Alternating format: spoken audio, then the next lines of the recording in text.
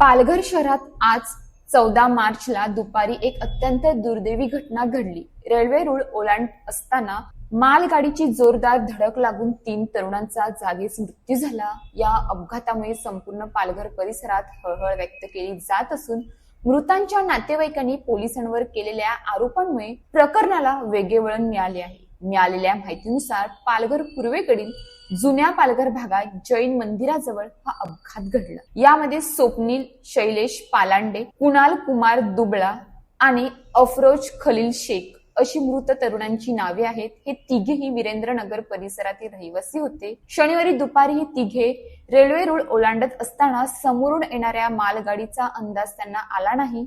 अचानक आलेल्या गाडीच्या धडकेत तिघेही गंभीर जखमी झाले आणि त्यांचा जागीच मृत्यू झाला। दरम्यान या घटनेनंतर मृतांच्या नातेवाईकांनी पोलिसांवर गंभीर आरोप केले आहेत। त्यांच्या म्हणण्यानुसार अपघात होण्याच्या काही वेळ आधी काही पोलीस कर्मचारी त्या ठिकाणी आले होते। पोलिसांनी या तरुणांना मारहाण केल्याचा आरोप नातेवाईकांनी केला आहे। तसेच पोलिसांच्या भीतीमुळे हे तिघे घाबरून धावू लागले आणि गोंधळात रेल्वे रुळावर गेले असा दावा त्यांनी केला आहे। घटनेची माहिती मिळताच लोहमार्ग पोलिसांनी घटनास्थळी धाव घेत पंचनामा केला। तिन्ही मृतदेह ताब्यात घेऊन शवविच्छेदनासाठी पाठवण्यात आले आहेत।